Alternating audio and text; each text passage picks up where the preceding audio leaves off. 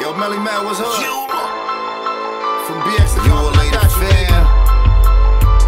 It's your man. What's up? This is for the gangsters. Shout out to the gangsters. Postman posted with them gangsters. My homies be on gang time. All my homies throwing gang signs. I keep it real, I cannot fake mines. This is for the gangsters. Shout out to the gangsters. Postman posted with them gangsters. My homies be on gang time. Professor Memo, the Hood Postman. So who I'm here with today? Michael Jourdain, man, from Hood Legends, man. Michael Jourdain, man. It is a pleasure and an honor to finally meet you. You know what I mean? Because I've been having great conversations with you over the phone, but now I got the guy himself. Open up, man, close and close. Up front. Talk to me about growing up. What was growing up for you, Mike? Oh, man, growing up in South Central Los Angeles was very challenging, brother. I mean, you know, for a young kid growing up, and then me being Creole, man, it's crazy because some of our people wouldn't even accept me as being black. You know, they would call me Indian, Mexican, Hawaiian, you know. So it was a lot of challenges, brother, and just a lot of negativity, you know, but, you know, we was able to overcome that. Okay, let's go down that path, man. So where did your parents come from? My parents come from New Orleans, man. You know, they migrated out here from New Orleans, you know, and settled down right in Los Angeles. We moved into Los Angeles. Well, I was born and raised in Los Angeles. My older brother, he was born in Louisiana. And when we first moved out here, man, it was like they were all white people. What year? I would say it had to have been in the early 60s because I was born here and I was born in 56. So I'm thinking that, you know, it had to have been the early 60s. Okay, that'll make you 66, 65. No, 65. Okay. But you know what I'm thinking? No, it had to have been in the early 50s. I was born in 56. So yeah, it had to have been like, yeah, more likely, you know, the early, I would say 50s. Yeah. Okay. What was some of the earlier schools that you attended in Los Angeles? You went to school in the Los Angeles public schools, right? Oh yeah, without a doubt. Yeah. Yeah. One of my schools I went to was an elementary school called Angeles Mesa. It's right on 4th Avenue and I think 57th, I believe. And then I went to 59th Street School, which is it's on 2nd Avenue between 60th and 59th. And your high school? High schools, well, you know, I went to a few of them, man, you know, because I got kicked out. You know, I went to, I would say, Crenshaw High School, then from there, Westchester, from there, Dorsey, and from there, I would say LA High School, and I didn't graduate from any of them. So let's go back to the middle school, because I think that middle school is where a lot of our ideas come from, and, and that's an impressionable age right there. So we impressed by things that we're surrounded with, because at that point, we generally what happens in middle school, they bring guys from this side of town, guys from this side, so they get to go to school. So the guys that you went to school in elementary are it becomes more expand, because now you got different groups of children at the middle school. Correct. So at middle school, what school was that? Horace Mann Junior High School. Horace Mann. Yeah. So who did some of the guys that you later, we could say, so to speak, like those guys that you met during that time? Okay. When I graduated from elementary school, 59th Street School, we had to walk across the tracks because I grew up on Haas Avenue, then 6th Avenue and 60th. So I had to cross the tracks, you know, and it was a thing with crossing the tracks. It's like, to my point. You know, what we doing over here? You know, why are you crossing the tracks, whatever. What year are we talking? We talking, it had to have been like maybe 68, somewhere around there. You know, because I attended Horace Mann Junior High School in the 7th grade, you know, and from there, but it was a lot of characters, man, and a lot of things. You know, I was always a guy, I was quiet, you know, I didn't want to really talk, but a lot of girls liked me, you know, and I ended up meeting this girl talk about it in the book. Her name was Francine, right? And she was the finest girl in school. Now, she was Tookie's, you know, Stanley Williams' little play sister. And is this the first time you came aware of who Tookie was even? Yeah, because, you know, I'm young. You know, I don't know what time it is, but I know the guys came from Washington High School, you know, and she always wanted me to meet Tookie. I want you to meet my big brother and all this. I'm like, for what? So what year would you say that? Would that be like a 71 or 72 or back in 68? No, I would say back in 68. I would say back in 68, yeah. Because Tookie, he was always 5, 6 years older than me, you know? Yeah, somewhere around there. I think it'd be more or less like 3, maybe 2 or 3. Yeah. Okay. Yeah. All right. Yeah, because he was at Horseman. Not Horseman. I was at Horseman, and he was at Washington High School. Him and Raymond Washington, you know, and all them, you know, coming off the east side, and you know, there's a lot of brothers, you know, from the west side over there, you know. So what was your first thoughts when you met this guy? Well, you know, the first thought I had when I met Tookie was, you know, I finally went over there to meet him, you know, and it was like, I was like, damn, this dude here, man, is like a, you know, it was like a cartoon figure. I mean, he was so large, so big, it was like, you know, I couldn't believe it. I'm like, damn, the dude was almost big as the car. It looked like it to me, right? So I was like, woo, you know, so I met him. He's a pretty cool dude, man. You know, pretty good brother, you know? Okay. Yeah. Okay, so was there anybody else that you met at Horace Mann that probably had influence or might have had some type of gave you a leeway to where you want to go?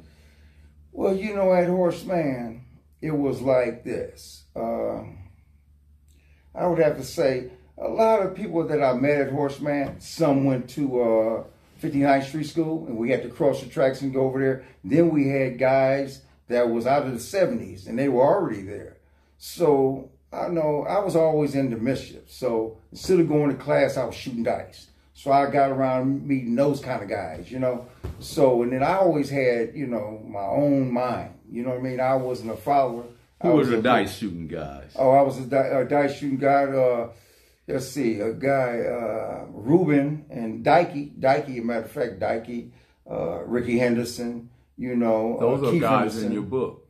Yeah. I put them in my book, man. They, you know, them were some good brothers, you know.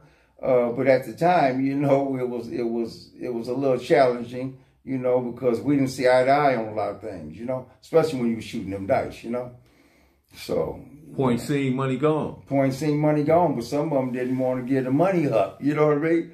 Yeah. Money on the ground made the bet good. Made the bet good, man. Money out of sight, gonna be a heck of a fight. Yeah, heck of a fight, man. And you got it. And there was plenty of them, you know what I mean? Got you. So coming back to Horace Mann, right? Okay. So you went to Horace Mann, there was dice games. So at what point that you start noticing the dynamic change? In other words, the paradigm shift where now, because you were talking about 68, I think two of the greatest things in 68 was James Brown and the Impression. James Brown said, say it loud, I'm black and I'm proud. Right. And the Impression said, don't ever let nobody's mind get in your way. Exactly. We're winners, right? Right. Those are two, to me, that was two iconic moments. So we came out of there with the Black Panther Party. Right. We're seeing this fist pumping and free lunch program and all this things that are occurring in our society, around our communities. We had something to feel really proud about, right? But then 70, 71, 70, 72, we start seeing a paradigm shift. What was your take on that when you start realizing that the gang culture was coming into play? Man, when I saw that coming into play, like I said, I always had, you know, about 2, 3, 4, 5 of my homeboys, you know, I grew up with. We wasn't in the gang activity, you know, but it was around us and it started coming in a profound way. Who were those homeboys when you say homeboys? When I say homeboys, I'm talking about Dewey, Michael Grant, Rowe, you know, So pretty much players. Yeah, yeah. I mean, you know, we were like I said, we were just growing up in South Central Los Angeles, just trying to get by, you know. Okay. So, and I talk about it a lot in my book, you know, about how, you know, people clicked up. You know what I mean? A lot of people clicked up, you know what I mean? And it's in here, man. It's a lot of things that's in here. And I'm going to tell you things that, you know, I could talk about is in here. And it tells a lot of the history in dealing with South Central Los Angeles. However, I'm not going to glorify what's in this book, but it's facts. It's just the things that young black men and black women, or boys or girls, you know, grew up in South Central Los Angeles, and we had to deal with that. You know what I'm saying? So, you know, this is in this book, you know, and it tells a whole lot about a lot, you know, and people who grew up in South Central Los Angeles, they know, you know, they know what I'm saying is 100, you know what I mean? So this is very important, not only for people in South Central Los Angeles, but around the world, because the hoods are everywhere. You know what I'm saying? In every state, we got hoods, which is less fortunate people, you know, and most of them are people that look like me and you know. So how did we get to defining our communities and where we grew up as the hood? Have you ever even thought about that? You know what? I don't know as the hood. I always knew it was a place where we were treated differently. We didn't have a lot of opportunities. But as far as the hood, I really didn't call it the hood. You know what I mean? Later on, that's when they defined it as the hood. And I don't know whether it may came from a rap song or whatever, but it was basically where poor black people, you know, or the less fortunate stayed, you know, like I said, which now is called the hood, you know. So, well, I'm gonna add this to it. That, okay. That God made us, created us all black men and black women, right? Right. But America made us niggas. Without a doubt. So, would you say that hood and some of these other things that try to define who we are as individuals and in our communities came from Europeanism or white racism, or would you agree, disagree to that? Well, I would say a lot of it, you know, I would have to agree with you on that, because a lot of things in the way we grew up was based on America's ideology and philosophy about, you know, black folks, period, you know, being descendants of slaves, you know, and being called that word nigger. You know, they didn't say nigga like we might say nigga, but they say nigger. You know what I'm saying? And, you know, we were faced with a lot of that, you know, growing up, you know, and like you said, you talked about James Brown, you know, I'm black and I'm proud. So a lot of that was infused on us by the, I would say, you know, the descendants of the slave master, you know, and they still have that mentality. And a lot of them had that mentality today, you know, about us. I'm going to tell you a little quick story. When I was growing up, I was probably about, I would say maybe only 9 years old. Me and my cousin was out playing, and somebody had robbed something, and his name was Martin, okay? But the guy that's supposed to have did this, his name was James Martin.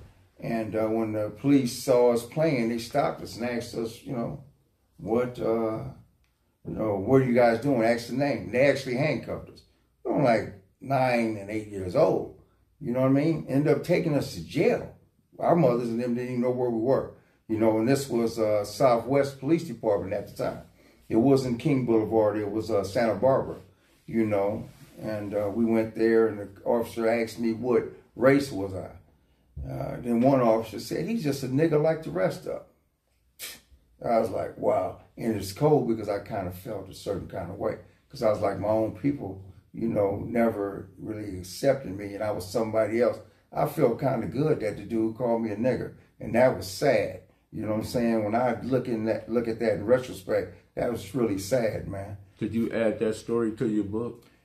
I believe I touched bases on that. Yes, I believe I touched bases on that, you know, in reference to that. I believe I did.